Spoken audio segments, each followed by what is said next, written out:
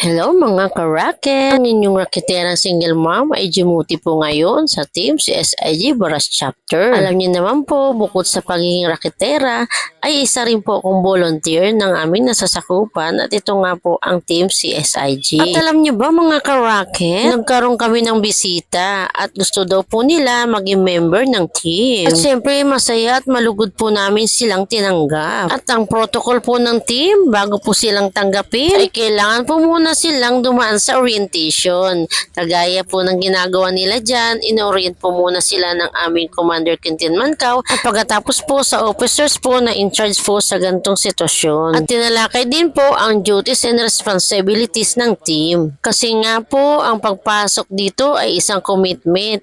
Hindi po basta-basta na gusto mo lamang po pumasok, dapat po ay nasa puso po ang inyong pagiging volunteer. Hindi rin po dapat na gustuhin lang natin pumasok upang ipagyabang na tayo po ay naka-uniform. Yan po ay foul na foul sa aming team. Dahil po ang mga kagaya namin na multiplier, wala po kaming sahod at wala kaming allowance, pero masaya po kaming tumutulong sa aming komunidad. At alam nyo ba guys, ang CSIG ay nationwide na. Parami na kami ng parami. At ito po ay dahil sa pamumuno po ng aming founding chairwoman, Cherry Gutierrez. At ayan na nga guys, after ng orientation and explanation sa duties and responsibilities at others matter, ay nag-fill up na rin po sila ng form. At ayan nga po, at inassist pa po sila ng aming Deputy Commander, Ma'am Rui Mancao. At sa mga gusto po na pumasok sa aming team, ay welcome na welcome po kayo. Basta po nasa puso nyo ang pagiging volunteer. Ayan na nga po guys, fumill up na po sila sa form at excited na po sila na mapasama sa aming Rubing. At sa iba pa pong mga activity. At syempre, pagkatapos po ng ilang pag-uusap ay kainan na. At yan ang kaisa-isa activity sa team, ang kumain ng kumain ng kumain.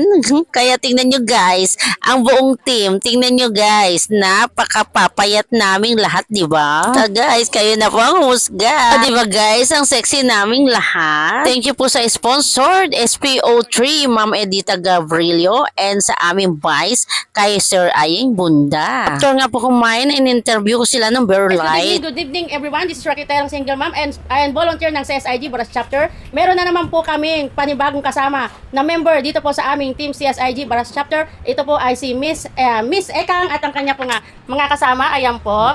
Ayan po. Sila po ay mga nagpirma na po sila ng form, kaya po sila ay maging kasapi na po ng aming CSIG Baras Chapter. Tatanungin ko lang po si Madam Ekang kung bakit po sa dami ng multiplier ay CSIG po ang kanilang napusuang salihan. Ito po siya. Kaya po sis ay ang aking napiling salihan dahil si CSI po ay active at nakita kong gumagalaw at nag-grooving at nakakatulong sa ating community. Ano pa pong mga mas hinaasahan niyo po sa CSIG? Mayroon po ba kayong background o ano po ba ang trabaho ng CSIG?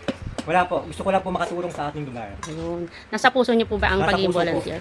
Ayun. Dati na pong volunteer pero mas gusto ko po yung Ayun. CSI in multipliers. Ayun po.